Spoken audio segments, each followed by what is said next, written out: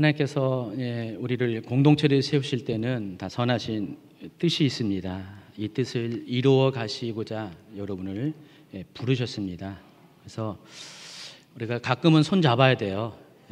혼자 이렇게 독립적으로 떨어져 있으면은 잘 못 느껴요. 그래서 이런 부부도 그렇잖아요. 이렇게 각방 쓰면은 언젠가부터 남이 돼요. 그렇죠?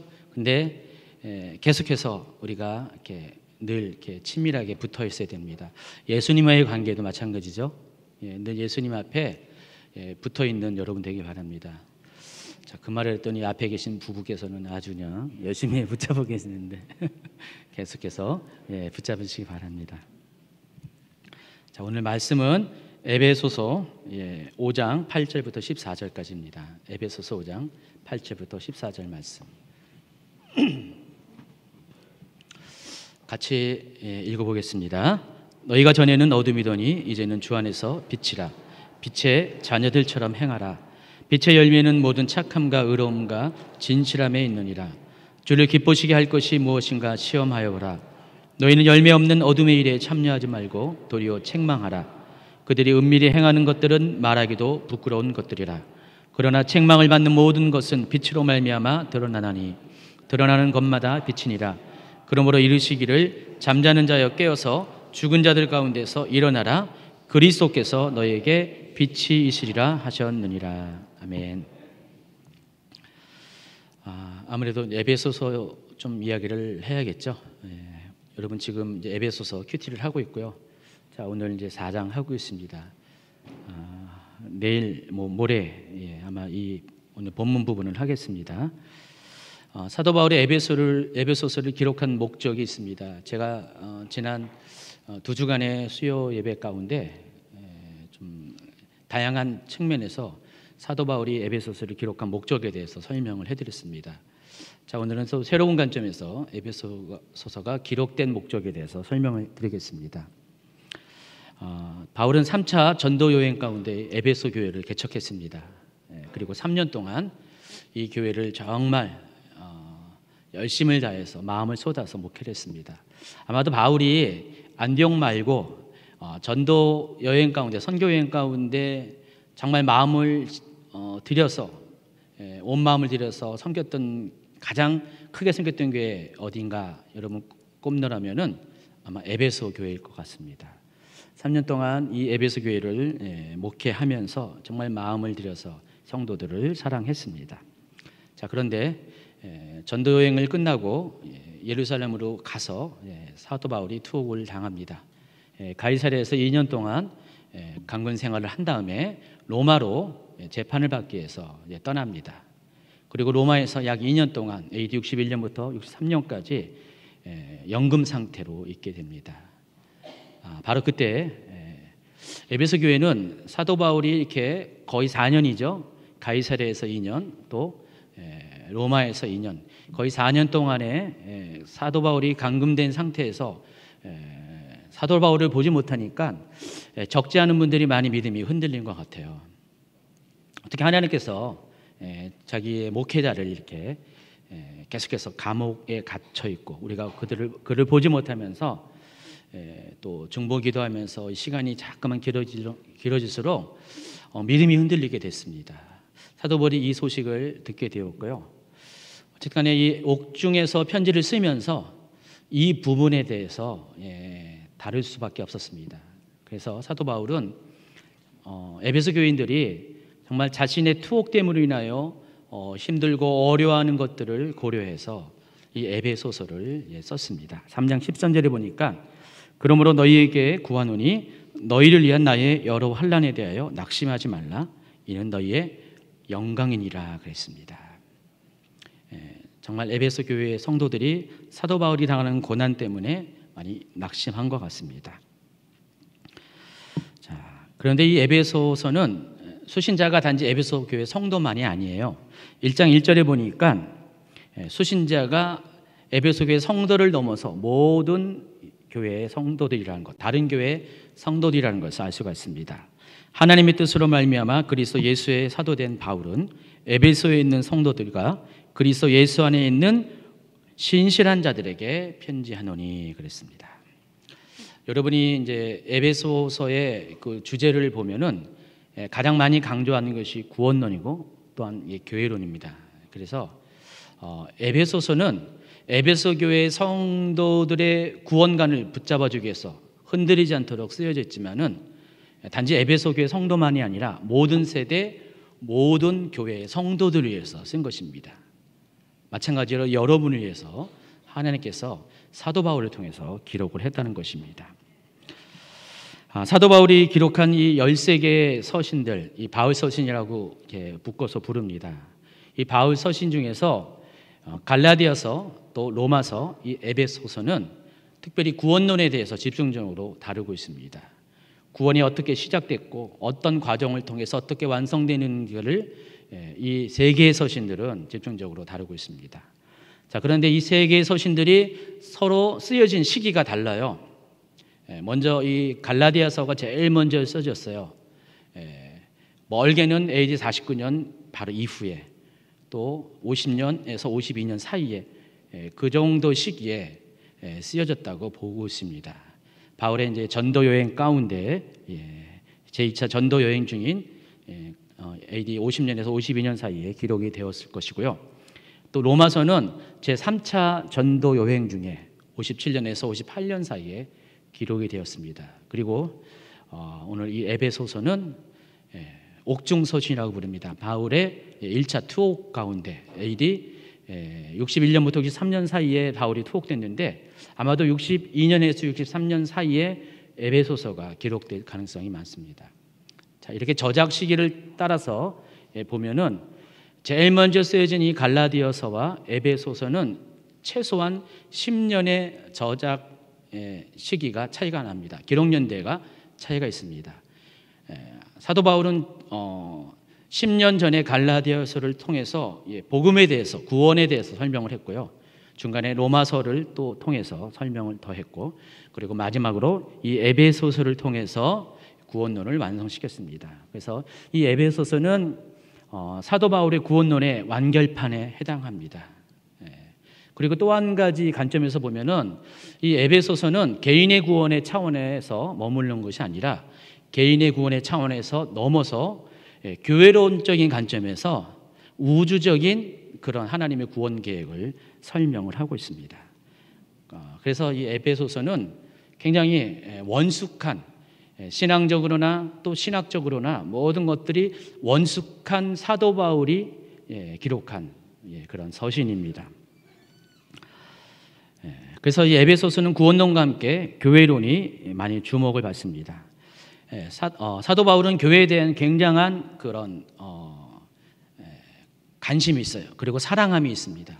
그래서 오늘 에베소서 보면은요, 교회에 대한 이야기가 굉장히 많이 나와 있어요. 그 중에 몇 개의 구절을 여러분에게 소개를 하겠습니다. 자, 에베소서 1장 22절, 23절 같이 한번 읽도록 하겠습니다. 또 만물을 그의 발 아래에 복종하게 하시고 그를 만물 위에 교회의 머리로 삼으셨느니라.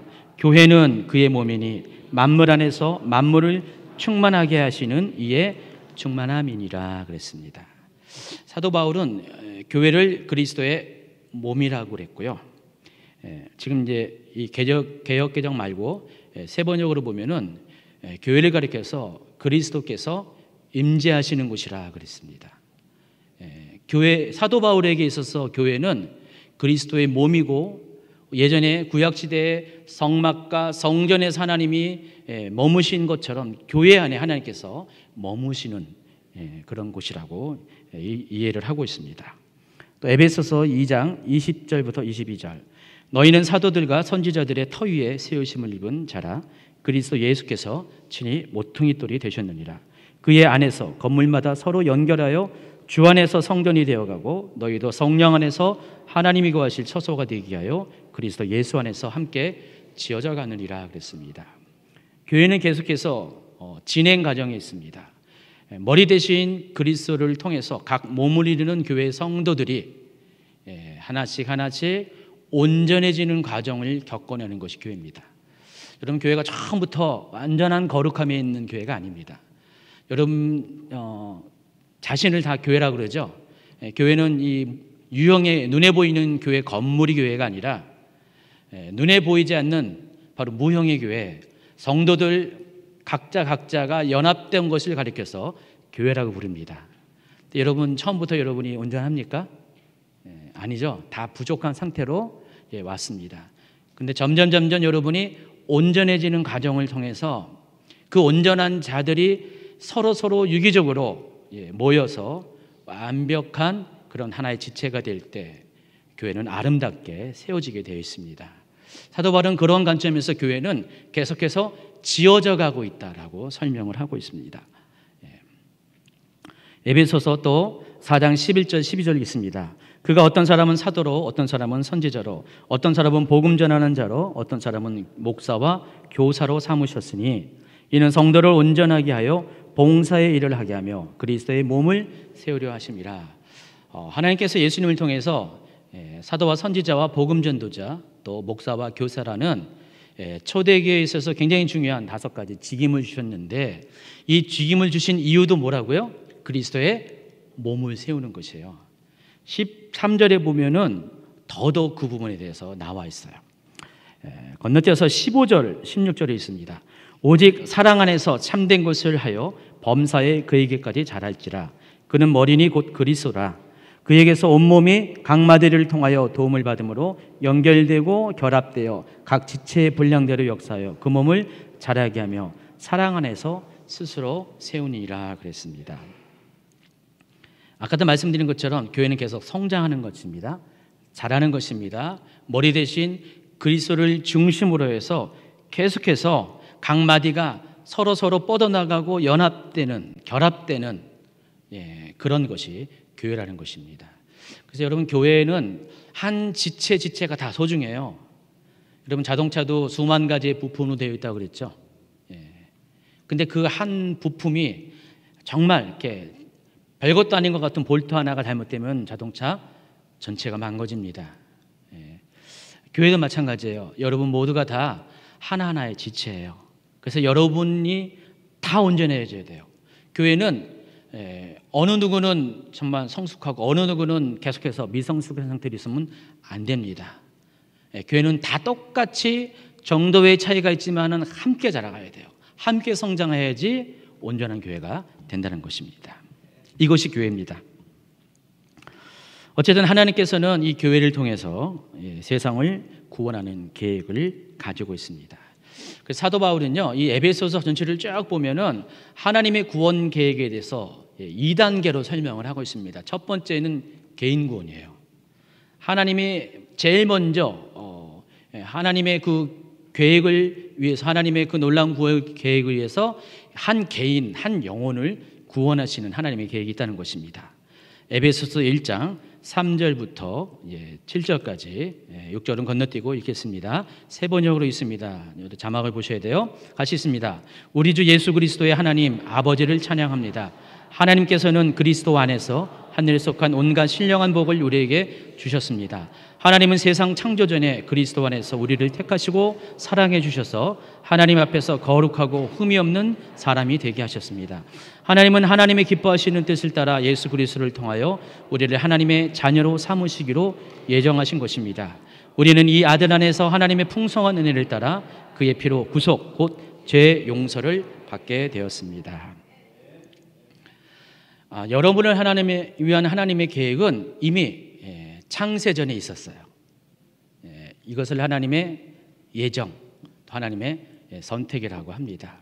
하나님은 여러분을 어쩌다가 구원하신 것이 아니라 이미 오래전부터, 아주 먼 옛날부터, 창세전부터 여러분을 구원하고자 하나님 계획이 있었다는 것입니다. 근데 그 계획이 누구를 통해서 이루어졌죠? 예수님을 통해서. 그래서 하나님의 구원은 다 그리스도 안에서라는 단어 안에서 설명이 되어야 됩니다.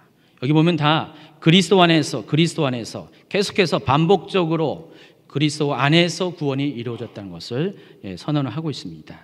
그래서 우리는 그 그리스도 안에서 하나님의 풍성한 은혜를 따라서 예수 그리스도의 피로 구속함을 받았습니다.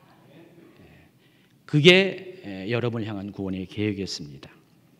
자, 그런데 하나님은 그것을 그치는 것이 아니라 다른 서신서에서는 이 부분에 대해서 다루지 않았지만은 이 에베소서에서는요, 그 하나님의 구원 계획이 이제는 교회를 통해서 여러분 한 개인을 구원하신 하나님의 그 계획이 온 세상을 구원하기로 이것 또한 창세전에 계획이 되셨다는 것입니다. 에베소 1장 10절을 또 같이 세 번역으로 있습니다. 하나님의 계획은 때가 차면 하늘과 땅에 있는 모든 것을 그리스도 안에서 그분을 머리로 하여 통일시키는 것입니다. 그리고 1장 23절 교회는 그리스도의 몸이며 만물을 만드시고 충만하게 하시는 그리스도께서 임재하시는 곳입니다. 저는 1장 10절과 23절 말씀이 너무나 마음에 많이 와닿습니다. 하나님 정말 교회를 끔찍하게 사랑하십니다. 너무나 사랑하기 때문에 하나님의 원래 계획은 교회를 통해서 세상을 하나 되게 하는 것이에요. 여러분 마태복음 16장에 보면은 16절에 보면은 베드로의 유명한 고백이 있죠. 아까 찬양 가운데 후렴에 계속 반복된 것, 주는 그리스도요 살아계신 하나님의 아들입니다. 이 베드로의 이 고백 가운데 18절에 보면은 예수님께서 이 고백 위에, 이 믿음의 고백 위에 교회를 세울 것이라고 했습니다. 그리고 그 교회는 절대로 무너지지 않을 것을 선언하셨습니다. 음부의 권세가 교회를 공격하지 못할 것을 선언을 하고 있습니다. 이 교회는 하나님께서 여러분 한 개인을 구원하시고자 하는 놀라운 계획과 더불어서 정말 하나님께서 태초부터 이 교회를 향한 계획이 있었다는 것입니다. 그래서 교회는 하나님께서 임재하시는 곳이에요. 여러분 교회가 많이 있습니다. 교회 건물도 많이 있는데 정말 그 건물이 그 공동체가 교회인가 아닌가를 구분하는 방법은 다른 것이 아닙니다.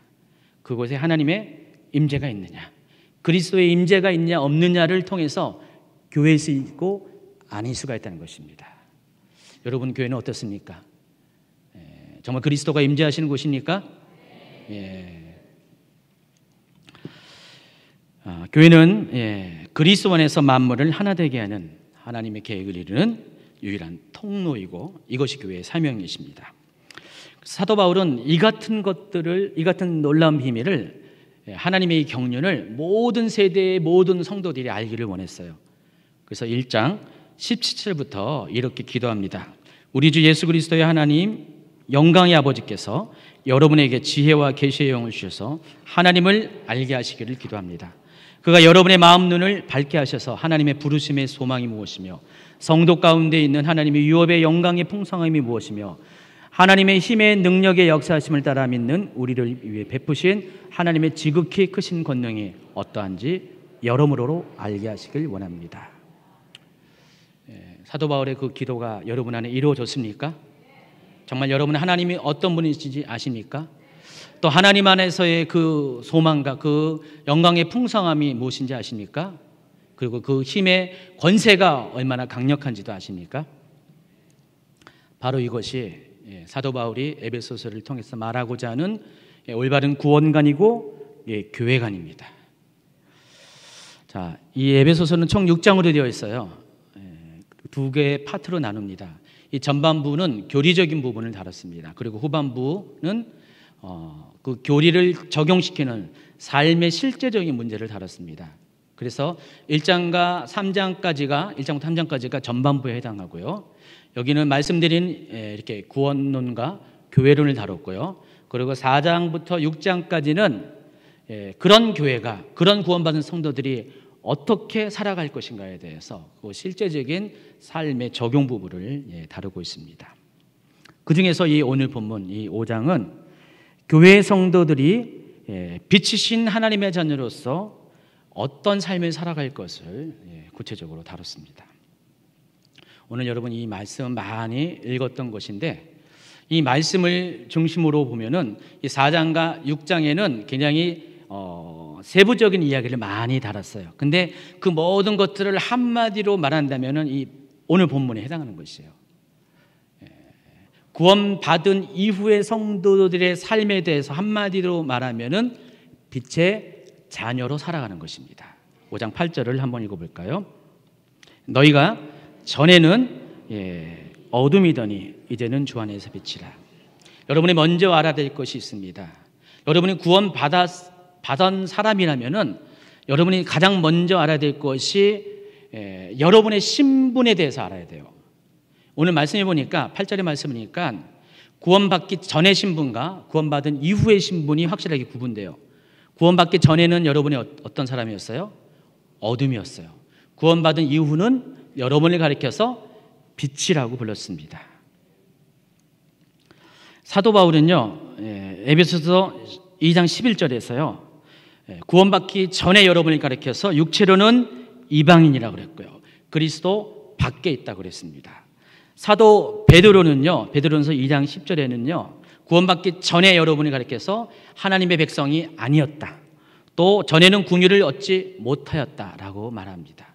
사도 요한의 관점에서도 전에는 구원받기 전에 여러분의 모습은 어두움에 속했고 더군다나 빛으로 오신 예수님을 깨닫지 못한 존재였다, 그렇게 말씀을 하고 있습니다. 그런데 그런 여러분을 하나님께서는, 특별히 긍휼이 풍성하신 하나님께서는 여러분을 그리스도와 함께 살리셨고 함께 일으키셨고 또 그리스도와 함께 하늘에 앉게 하셨습니다. 자, 이 이야기가 에베소 2장 4, 5, 6절에 있습니다. 같이 있습니다.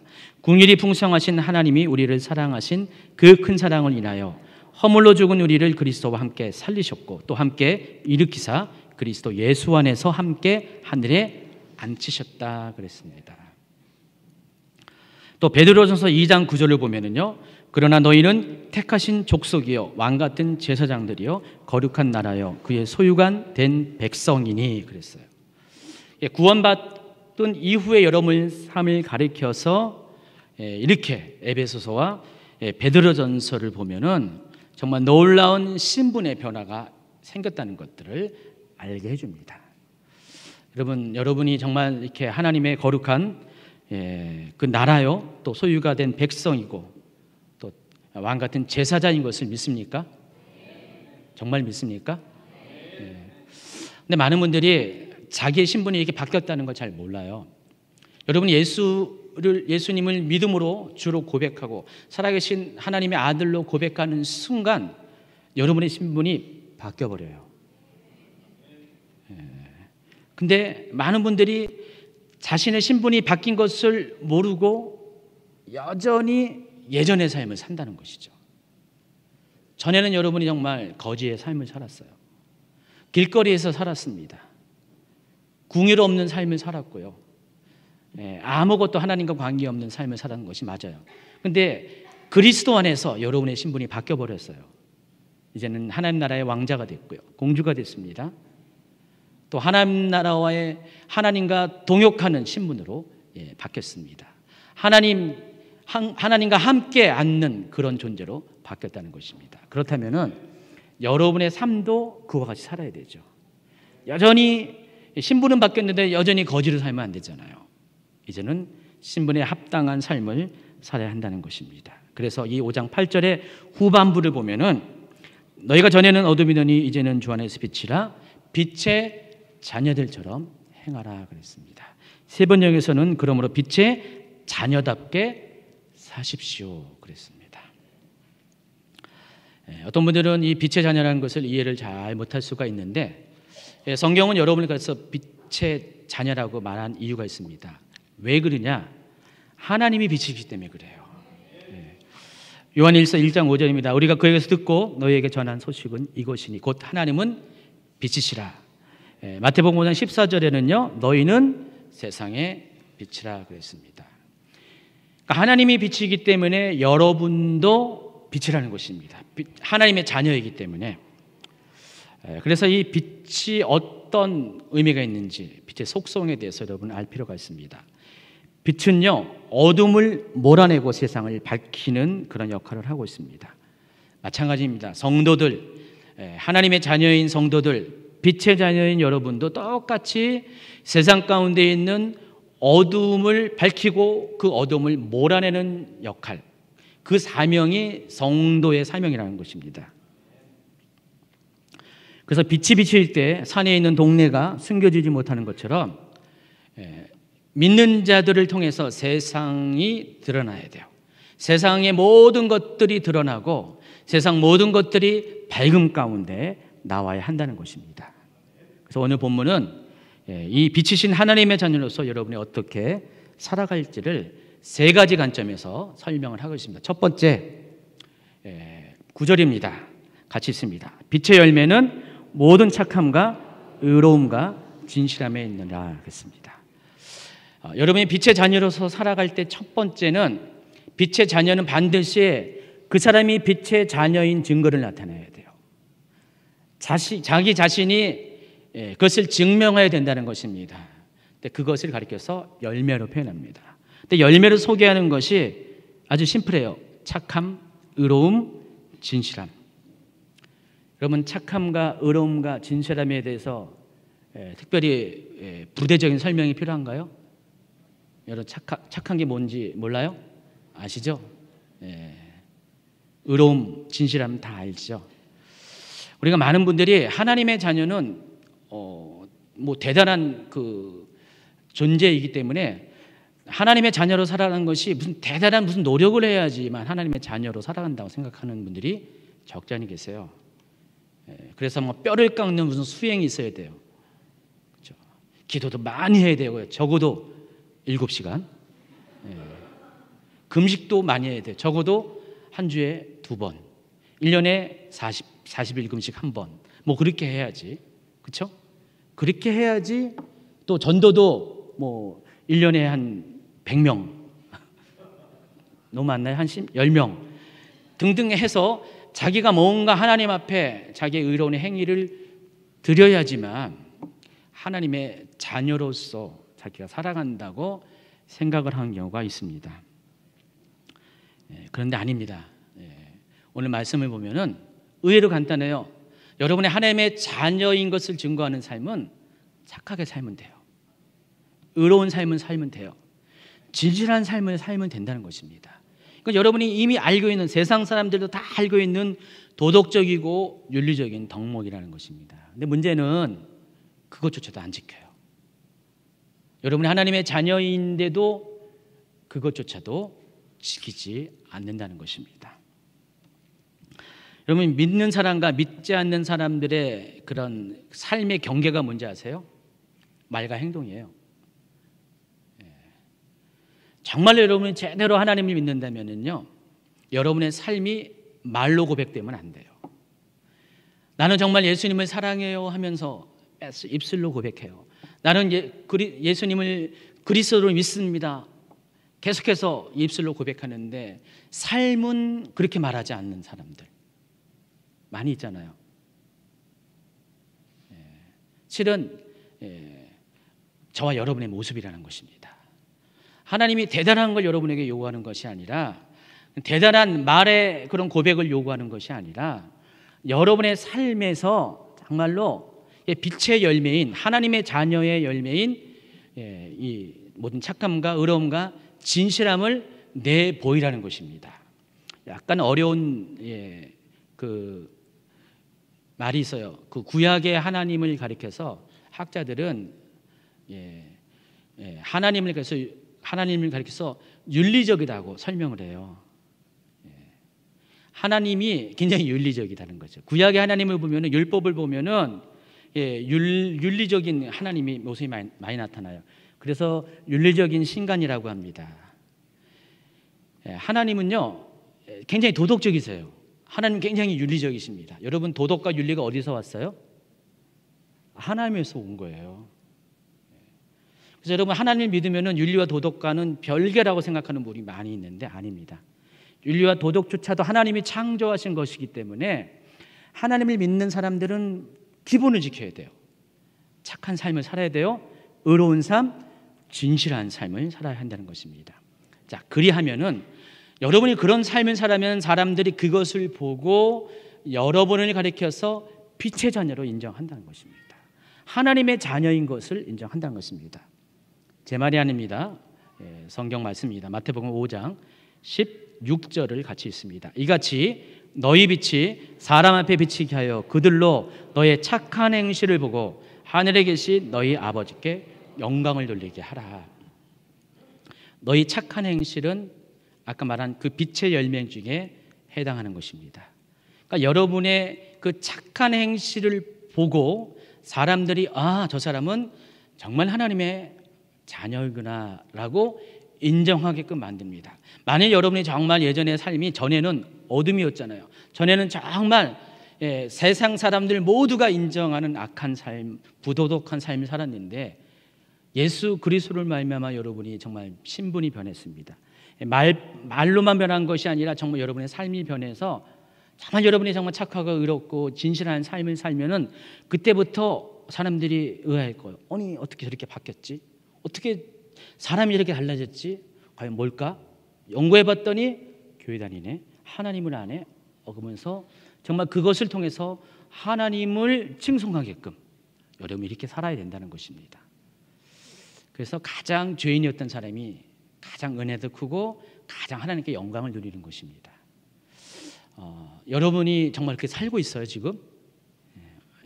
물론 살고 있습니다라고 말을 하고 싶지만은 마음에 좀 뭔가 이렇게 좀 그쵸?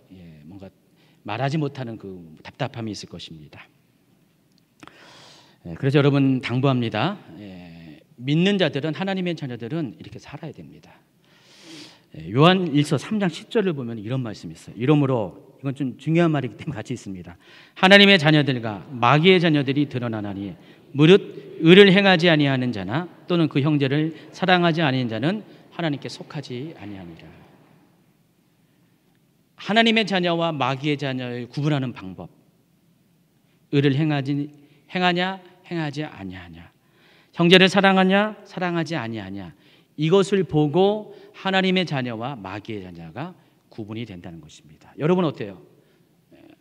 여러분 자기 자신은 나는 정말 하나님의 자녀인가 마귀의 자녀인가 어떻게 생각하세요? 하나님의 자녀예요? 의를 행하고 있습니까? 형제를 사랑하고 있습니까?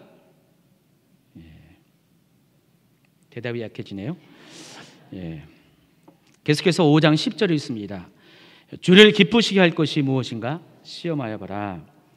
하나님의 자녀로서, 빛의 자녀로서 살아가야 될 두 번째 방법은요, 지속적으로 정말 여러분이 삶에 있어서 아주 자그마한 것이라도 하나님이 기뻐하시는 것을 계속해서 시험하는 삶을 살아야 한다는 것입니다. 세번역에서는 이 시험을 분별이라고 설명을 하고 있습니다. 헬라어로서는 이제 이것이 도키마조에서 온 단어인데, 원래 도키마조는 하나님이 여러분을 테스트할 때 그 테스트를 그렇게 해서 도키마조라고 하는데 거기와 관련된 연관된 단어예요. 그래서 정말로 여러분이 하나님의 자녀인 것을 확인하기 위해서는 여러분이 하나님을 시험하라는 것이죠. 어떻게 감히 하나님을 시험합니까? 여러분이 하나님을 여기서 시험한다는 것은 다른 것이 아니라 여러분의 행위를 통해서 정말 여러분 하나님의 자녀인 것을 시험해 보라는 것이에요. 정말 내가 하나님의 뜻대로 살고 있는가를 순간순간 사건마다 상황마다 확인해 보라는 것입니다. 분별해 보라는 것입니다. 그래서 정말 내가 하나님 뜻대로 살아가고 있다? 여러분 하나님의 자녀라는 것입니다. 두 가지 방법을 제시합니다. 여러분이 하나님의 자녀인 것을 시험할 수 있는 두 가지 방법. 첫 번째, 여러분 안에 내주하고 계시는 성령님의 뜻을 구하세요. 계속해서 여러분 안에 있는 양심과 더불어, 여러분 안에 있는 양심과 더불어 계속해서 말씀하시는 성령님의 음성을 귀 기울이세요. 그래서 여러분 안에 정말 어떤 일을 행할 때, 어떤 행동을 취할 때 내 마음이 정말 불편해, 이것은 성령님이 싫어하는 것이야 라는 것이 있으면 그건 하나님 뜻이 아니에요. 근데 내가 이것을 행할 때 내 마음이 너무 기뻐, 내 안에 계신 성령님도 너무 기뻐해, 이런 것을 느낄 수 있다면 여러분 하나님이 기뻐하는 뜻을 지금 행하고 있는 것입니다. 어려워요? 어렵지 않습니다. 그거 다 할 수 있어요. 그렇죠? 또 한 가지는 성경을 통해서 이것들을 확인해야 됩니다. 여러분 성경을 많이 몰라도요, 성경에서 말하는 그 정신이 있습니다. 마인드가 있습니다. 뜻이 있어요. 그래서 여러분 성경에서 말씀하시는 것들에 대해서 여러분이 그 의증을 알면은요, 그 의증대로 그냥 따라가시면 돼요. 근데 많은 사람들이요, 이 두 가지를 알면서도 못해요. 정말 어떤 일을 행할 때 이게 마음속에 뭔가 부딪히는 걸 알면서도 육체의 욕심이 더 크기 때문에 그걸 따라가요. 그리고 하나님이 말씀하시는 것이 어떤 것인지 알아요. 성경을 통해서 아는데도 자꾸만 확인하려고 합니다. 그래서 자꾸만 질문하잖아요. 목사님, 이게 하나님 뜻인가요? 아닌가요? 그 대답은 이미 여러분 다 알고 있어요. 정말 알고 있어요. 알고 있는데 목사님을 통해서라도 여러분이 원하는 것 취하길 원해요. 예전에 어떤 분이 남편하고 너무 이렇게, 우리 교회 성도 이야기 아닙니다. 상당 가운데 겁니다. 남편하고 너무 사이가 안 좋아가지고 이혼을 해야 되겠다. 성경은 뭐라고 말하죠? 이혼하지 말라 그랬잖아요. 음행한 연고 외에 이혼하는 것이 하나님의 뜻이 아니라고 그랬습니다. 목사님한테 질문해요. 목사님한테 개인 상담해가지고, 목사님, 상황이 이런데 이혼할까요 말까요? 하나님이 뜻이 뭐랄까요? 근데 그 목사님은요, 그 사람의 그 형편만 보고 이혼하라 그랬대요. 그러니까 옳거니 하나님의 뜻이다 하면서 이혼을 선택해요. 아닙니다.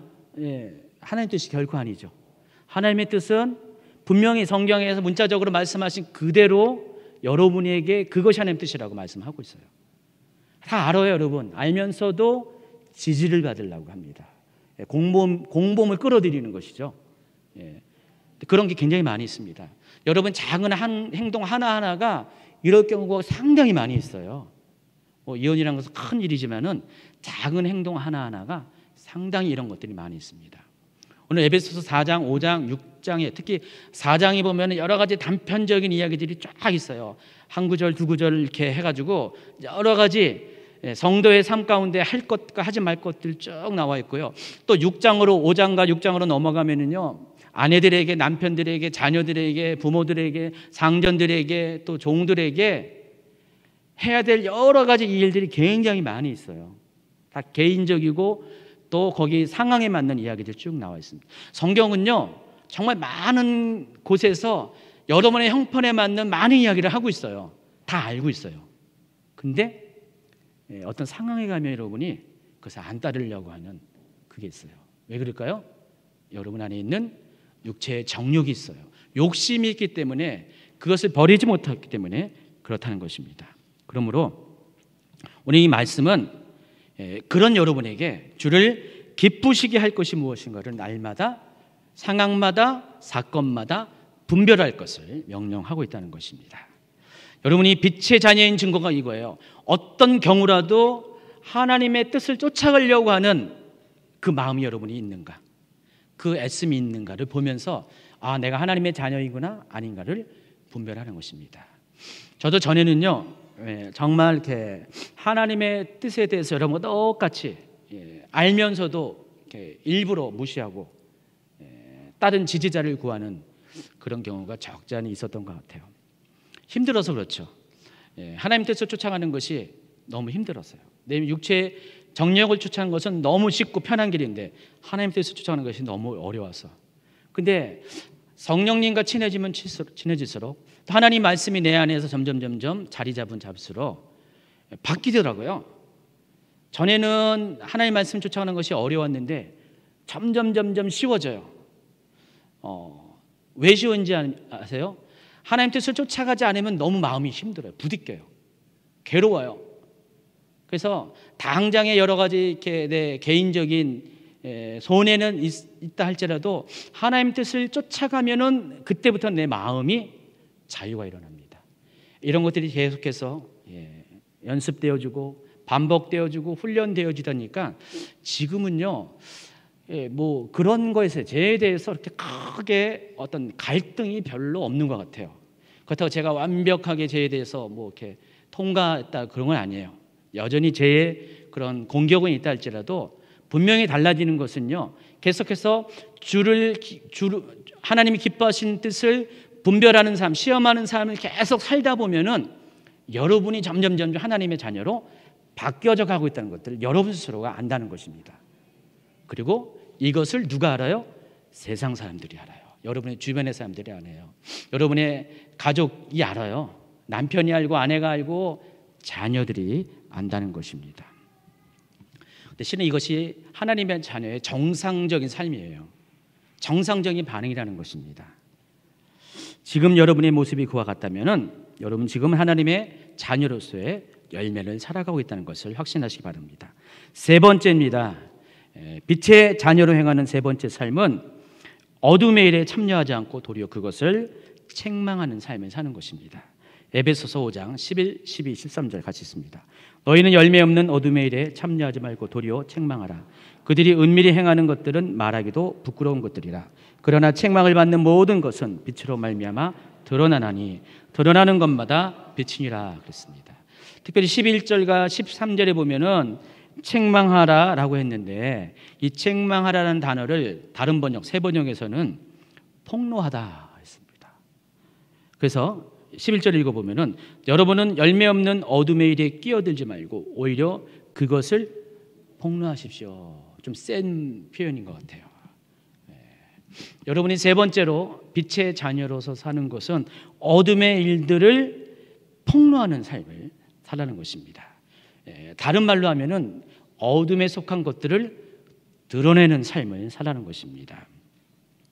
근데 그 어둠의 일에 대해서 12절은 뭐라고 했냐면은 몰래 하는 일, 부끄러운 일이라고 했습니다.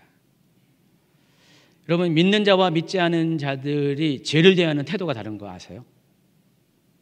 똑같이 죄를 짓는데 믿지 아니하는 자들은요 죄를 짓 때 드러내고 져요.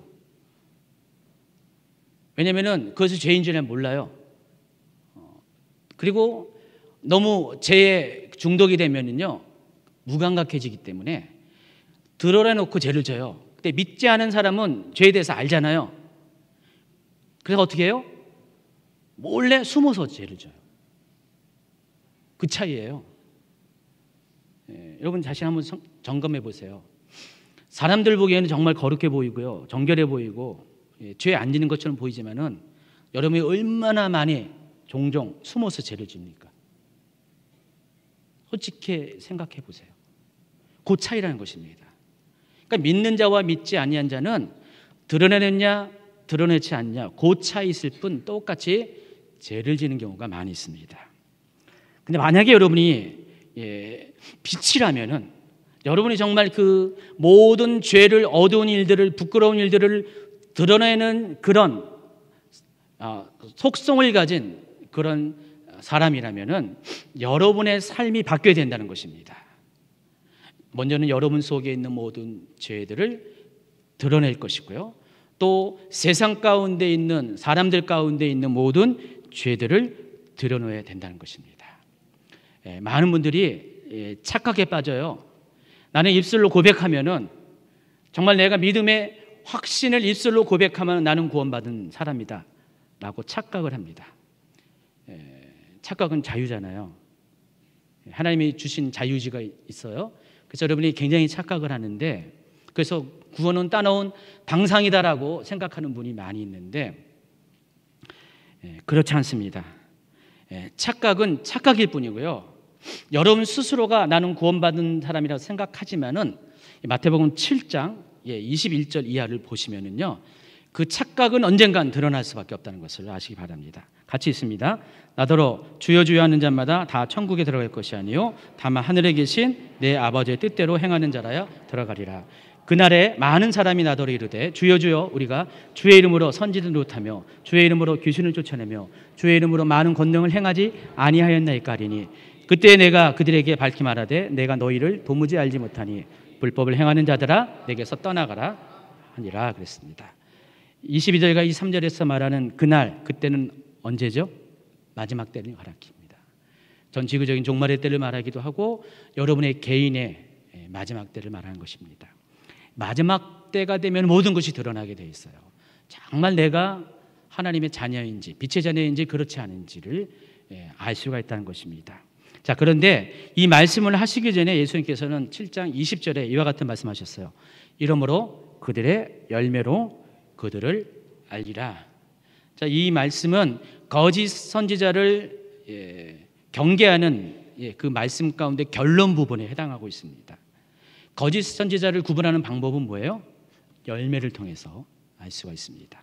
많은 거짓 선지자가 마지막 때 등장할 것이고요. 이미 우리 가운데도 있습니다. 근데 그들을 구분할 수 있는 방법은 그들의 말이 아니라 그들의 삶의 열매예요. 근데 때로는요, 여러분도 똑같이 스스로가 거짓 선지자 되어서 자기의 영혼에 대해서 그렇게 말할 때가 있습니다. 여러분이 빛의 자녀가 아님에도 불구하고, 하나님의 자녀가 아님에도 불구하고 너는 하나님의 자녀야라고 말할 때가 있다는 것입니다. 착각하게 할 때가 있어요. 근데 여러분이 마지막 때가 될 때, 하나님 앞에 서게 될 때 그것이 착각이라는 것을 알 때가 온다는 것입니다. 마태복음 7장 21절, 22절, 23절은 그것을 이야기하는 것이에요. 그래서 여러분이 정말 여러분의 하나님의 자녀인 것을 날마다 여러분의 삶을 통해서 확증하는 삶을 살아야 돼요. 내가 정말 하나님의 뜻에 순복하는 삶을 살고 있는가, 내가 정말 빛의 자녀로서 삶을 살고 있는 것을 날마다 확인하는 삶을 살아야 한다는 것입니다. 빛의 속성 중에 하나는요, 어둠을 드러내는 것이라고 말씀을 드렸습니다. 그러니까 여러분이 원하든 원치 않든 간에 여러분이 빛으로 존재하면 여러분 때문에 세상이 드러나게 되어 있어요. 14절, 마태복음 5장 14절 다시 읽습니다. 너희는 세상의 빛이라. 산 위에 있는 동네가 숨겨지지 못할 것이다 그랬습니다. 여러분이 세상을 폭로할 수 있는 이유, 책망할 수 있는 이유, 세상의 죄를 드러날 수 있는 이유는 다른 것이 아니라 여러분이 세상과 차별되기 때문에 그래요. 여러분이 정말 빛의 존재로 모든 착함과 의로움과 진실한 삶을 살게 되면은 그것이 세상과 차별되기 때문에 세상이 그것을 통해서 자신의 삶을 돌아보게 된다는 것입니다. 어떤 분들은 이 말씀을 오해해가지고요, 나는 정말 이렇게 하나님의 자녀이기 때문에 세상을 변화시켜야 돼, 변혁시켜야 돼. 그래서 의로운 행동을 할 때가 많이 있습니다. 막 세상에 대해서 잘못된 것에 대해서 비난하고요, 판단하고 정죄하고, 너 잘못됐어, 너 똑바로 살아야 돼, 성경에서 이렇게 말하는데 너 온전치 못해라고 말하는 경우가 많이 있습니다. 이 말씀을 오해하죠. 세상에 대해서 폭로시키라는 이 말을 잘못 오해해서 그렇습니다. 여러분, 성경은요, 이 말씀도 하지만은 더 많이 말씀하신 게 뭐죠? 사람들에 대해서 비난하지 말고, 비방하지 말고, 판단하지 말고, 정죄하지 말고, 특별히 형제에 대해서 더욱더 그리하지 말 것에 대해서 말하고 있습니다. 우리가 세상 죄를 드러내는 방법은 우리의 말로 하는 것이 아니에요. 우리의 정죄가 아니라 우리의 행동입니다. 어떤 행동이에요? 여러분이 정말 빛으로 살게 되면은요, 사람들이 여러분의 모습을 보고 자신을 보게 된다니까요. 여러분이 아무리 여러분 자녀들에게 잔소리를 해보세요. 애들이 말을 듣나요? 근데 여러분이 정말 자녀들 앞에 부모로서, 어른으로서, 믿는 자로서 본을 보이는 삶을 살아보세요. 말을 안 해도 애들이 따라가게 돼 있어요. 여러분, 자녀 문제 때문에 아주 그냥 힘들어하신 분이 있죠? 죄송합니다. 한번 자신을 돌아보세요. 돌아보서 내가 정말 말로 계속 그 자녀들을 뭐라고 하고 있는가, 아니면 삶으로서 자녀가 내 모습을 보면서 교회 다니고 싶은 마음이 생기게 하는 것인가. 많은 자녀들이 그래요. 엄마 때문에 교회 안 나가. 많은 남편들이 그래요. 아내 때문에 교회 안 나가. 혹시 그런 소리 한 번이라도 들어보셨나요? 마음이 아프신가요? 마음만 아파하지 마시고요, 여러분의 정말 영혼을 그것 통해서 한번 돌아보시기 바랍니다. 여러분, 사람을 변화시킨 것은 말의 권세가 아니더라고요. 오늘날도 많은 그 설교자들이 아주 대단한 강력한 언변으로서 말들을 쏟아내고 있는데, 잠깐 주사 맞은 것처럼 잠깐 그렇게 할 수가 있어요. 근데 사람들은 똑같이 원래대로 돌아가요, 얼마 있다가. 근데 사람들이 언제 변화시키냐, 언제 변화되냐, 그 말하는 자의 삶을 보고 변화가 되는 것입니다. 그러니까 여러분의 삶을 보고 변화가 되는 것이지, 말로 변화되는 것은 그리 크게 효과가 있는 것이 아니라는 것입니다.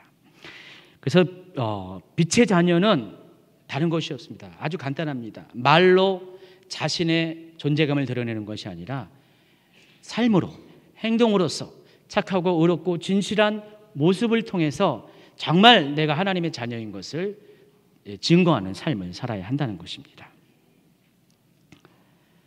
결론을 맺습니다. 5장 14절 같이 있습니다. 그러므로 이르시기를 잠자는 자여 깨어서 죽은 자들 가운데서 일어나라. 그리스도께서 너에게 빛이 오시리라 하셨느니라. 자, 여기서 이 말씀은 모두가 다 이사야서의 말씀을 인용한 거예요. 새 번역은 이렇게 또 이렇게 번역하거든요. 드러나는 것은 다 빛입니다. 그러므로 잠자는 사람아 일어나라. 죽은 사람 가운데서 일어서라. 그리스도께서 너를 환히 비추어 주실 것이다 하는 말씀이 있습니다 라고 그런 흔적을 남기고 있습니다. 다 이사야서의 말씀을 가지고 이렇게 인용한 겁니다. 여기서 잠자는 자들은 누구를 가리키는 것 같아요? 영적으로 죽은 자들을 가리킵니다. 바로 에베소서 5장 8절에 말한 것처럼 어둠에 있는 사람을 말하는 것이고요. 아직 그리스도 밖에 있는 사람을 말하는 것입니다. 그런 자들에게 일어날 것을, 깨어날 것을 명령하고 있습니다. 하나님은요, 여러분 모두가 오늘 말씀을 통해서 깨어나길 원해요. 만일 여러분이 정말 나는 믿음의 사람이라고, 나는 구원받은 사람이라고 혹 착각하고 살아갔다라면은 그 착각이 진실로 바뀌기를 원합니다. 여러분, 하나님의 자녀의 증거가 나타나지 않으면은 여러분은 마귀의 자녀예요. 여러분 가운데 하나님의 자녀인 삶의 증거가 보이지 않으면은 여러분은 여러분이 어떻게 생각하든 간에 하나님의 자녀가 아닐 수가 있다는 것을 두려운 마음으로 생각하셔야 된다는 것입니다.